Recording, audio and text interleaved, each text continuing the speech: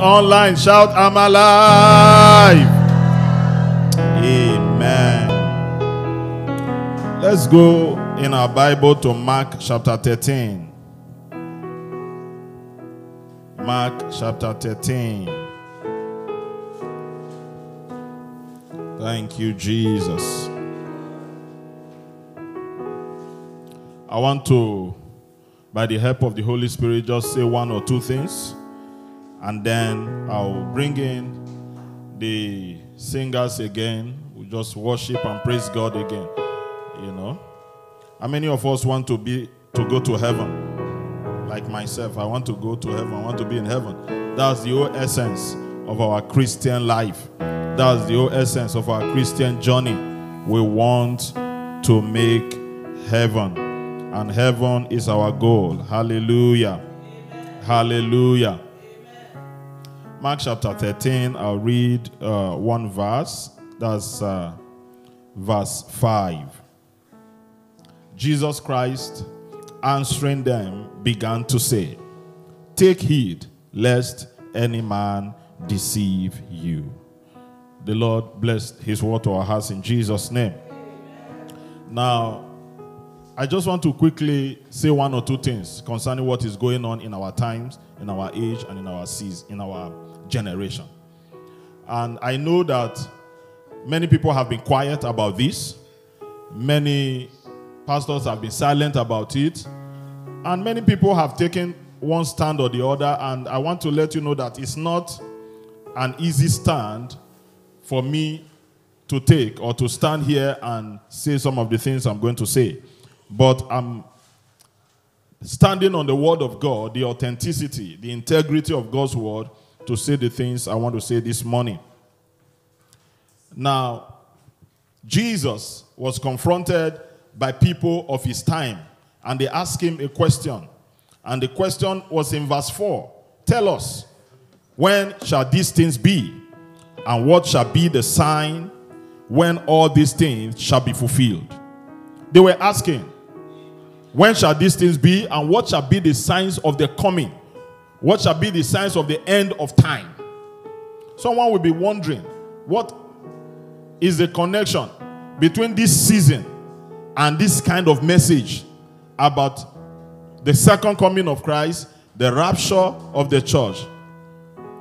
If you observe everything that is happening in the world today, and you are not having a thought about your Christian life and about eternity, it means that we have to check our Christian life again.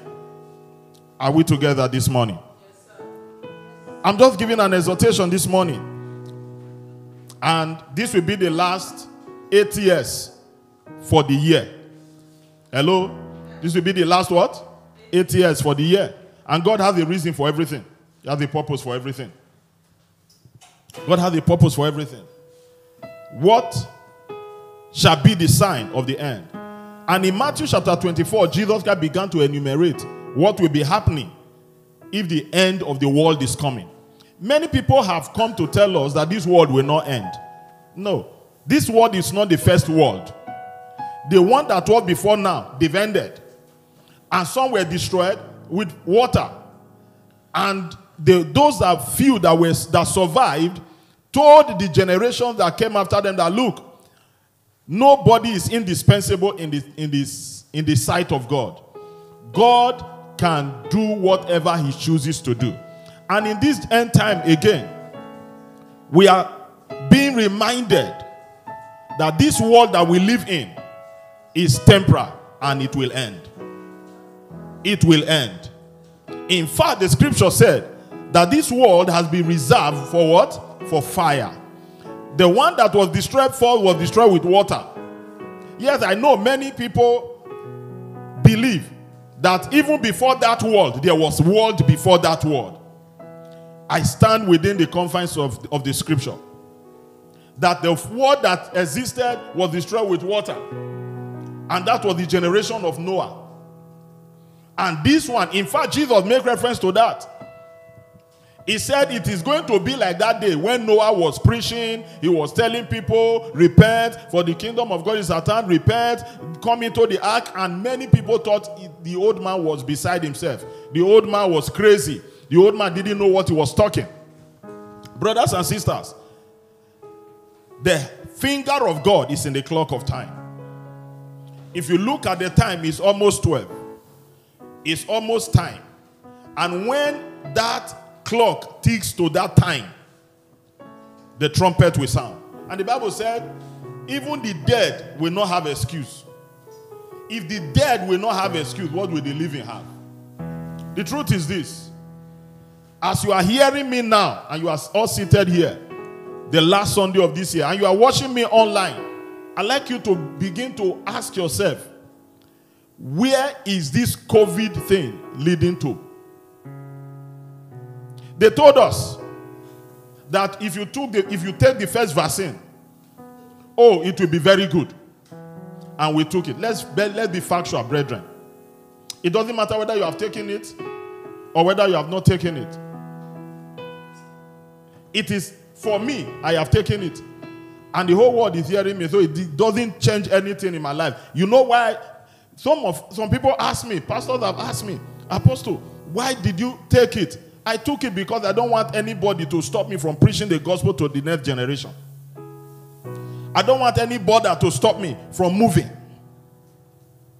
I traveled from here to Nigeria, and it was a massive program. It was great. And programs are being lined up to be a blessing, to bring people out of darkness into the light. I knew the stress and the struggle I had to go through. And then I said, no, I will not go through that anymore. And I prayed. I said, Lord, what is it? The Lord said, it is not the vaccine that is keeping you. I am the one that is keeping you. There was a time Jesus was confronted by the tax people of his time. And they asked him, sir, you have to pay tax.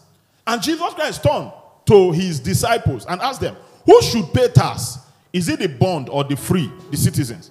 He said it's the bond, not the citizen, not the free. He said, then we are free, isn't it? He said, yeah. He said, okay. He said, lest we offend them.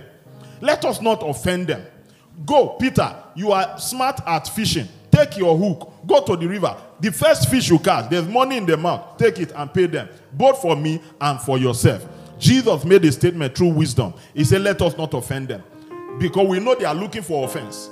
They are looking for opportunity to get at the church. They are looking for opportunity to get at us. Oh, we know that they are not good. Listen, Jesus said, in this end time, that the power of God through the Holy Spirit will be so strong that you will take deadly things. It will not even hurt you. So it doesn't matter whether the vaccine, to some people, may see it as deadly. If it enters into my body, it dissolves. It means it will become harmless to me. What am I trying to say here? And for those who have not taken it, you don't have to judge them also. You don't have to judge them. Everybody has his own stand and his own belief. Listen to me. The vaccine is just one. It's not. There are so many other things that will still be unfold. This is a whole program. It is an end time program. Everybody that cared to hear, listen to me today.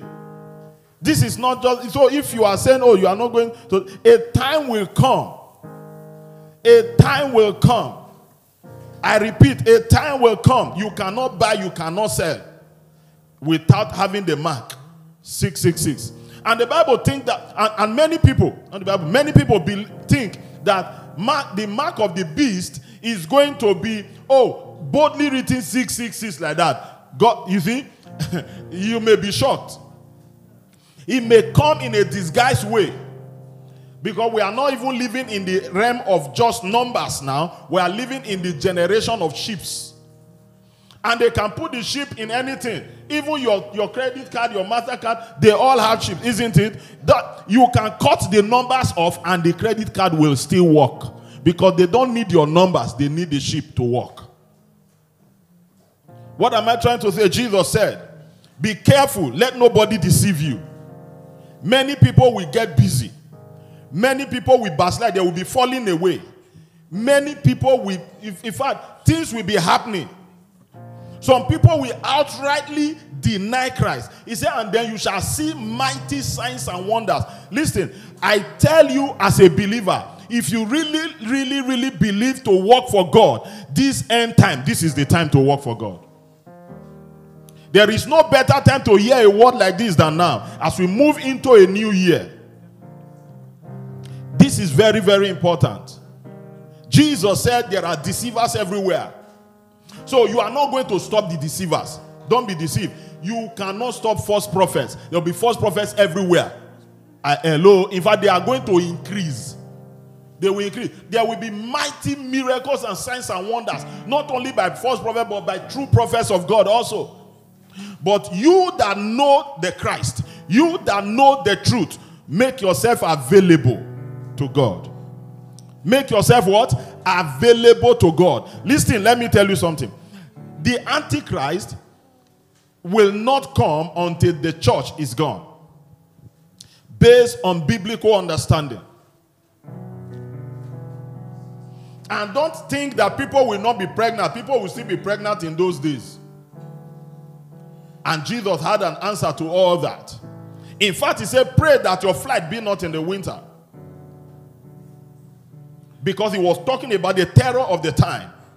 But what I'm trying to say this morning is to address the carelessness of the time. I want to, by the help of the Holy Spirit, remind you that just like the days of Noah, carelessness have continued in this generation. We have to be careful. There are bills to pay. There are things to do. But you need to ask yourself, because salvation is personal, it's a relationship between you and God. You have to check how is your level. So many years ago, I know a pastor, very, very wonderful man of God. He was preaching at a marriage ceremony of one of my beloved sisters and brother. Both of them are ministers today. And he said in that marriage, I still remember in Sabo Church, and the man of God said, he said, I am giving you this marriage certificate today. He said, I don't have your salvation certificate. What about your salvation certificate? As the man of God was talking, he said, take your marriage certificate. But your marriage certificate is useless without your salvation certificate. And it is your salvation certificate that can take you to heaven. Believe in the Lord Jesus Christ, you shall be saved, you and your household. Brother, sister, let me tell you something today. People will still be, children will be born, and people will still die. But if the trump of God sound now, where will you be? Where will you be? Now, if you preach messages like this, some Christians are scared. But no, if I hear messages like this, I am excited because I know Maranatha. Come, Lord Jesus, come. I'm excited. I am happy because in this world, there is too much trouble. There is too much trouble. I want to go to a place where he said there will be no tears, there will be no crying, there will be no sorrow, there will be no dying. It is peace forever. No wonder when Jesus was coming, the voice that came said, goodwill, peace towards men, goodwill towards everybody. Brothers and sisters, children are not left out in this. The Bible said in the book of Revelation, I saw the dead, great and small. Great and small. Old and young. They stood before God. He said, and the dead were judged according to the things that were written in the book. And whosoever was not found written in the book of life was cast into the lake of fire. So let me tell you, brothers and sisters, including children, Jesus will still come. And all the signs are actually working towards that prophecy. Beware. Let nobody deceive you. He said, some people will say in the book of 1 Peter, he said, they will say, where is the promise of the Father? For since our father has died, they said he will come, Where is he today? Yes. And I have always answered. The second coming of Christ can be either or. It is either Jesus comes to meet you or you go and meet him. But do you understand what I'm saying here, brother? That no matter how you love your wife and no matter how your wife loves you, nobody can speak for you on that day. And no matter how you love your children, they will stand by themselves. I will stand. My Father will stand. All men shall stand before the throne of God and give account of themselves. Everybody will stand on that day. Listen, whatever you see today, Jesus said it. He prophesied it. He said this will be the sign. There will be pandemics. So this was, and I'd like you to know this. This is not the first pandemic in human history. There has been many pandemics. This is not the first one. But what is the uniqueness of this season? It is because of the direction of prophecy. If you look at the direction of prophecy, you will understand that COVID or no COVID, they are all moving towards the coming of Jesus Christ. Very, very close. Oh yes, brother, sister, very, very close. Some people say if you take the vaccine, you will not go to heaven. That is the greatest lie of all time. What do you mean by that? If the vaccine is now stronger than the blood of Jesus that saved me, then it means that the blood of Jesus, that the death and resurrection of Christ was just a waste. Are you getting my point? So listen to me. The blood of Jesus Christ is the greatest price that was paid for the salvation of all man. And if you accept Jesus as your Lord and personal Savior, you are going with the first flight. I'm a first flight candidate. Amen. I am what? You don't need a second flight because the second flight is not guaranteed. Your first flight is guaranteed in Jesus Christ. Amen. In what he did in Calvary. Accept Jesus. Accept him. Receive him. Labor for him. Serve him. Work for him tirelessly. And you are sure to reign with him. Praise the Lord, somebody. Somebody said, if you take the vaccine, you are vaccinated, you have taken the mark of the beast. No, that's not the mark of the beast. All these things are not mark of the beast. But everything that is happening is preparing the ground. Because the Antichrist is going to thrive on the technology of his time. On the technology of his time. And let me tell you, the whole world is going towards cryptocurrencies, digital currencies. The whole world is going towards the cash. The whole world is already cashless. And I hope you understand, based on the internet and where the internet is going, the whole world has become a global village. And that with a snap of your finger, you can actually wire money anyhow you want it. You really don't need to carry money to travel. You just, on your app, on your phone, you can wire it. Brothers and sisters, the times are evil. And the Bible says we should redeem the time.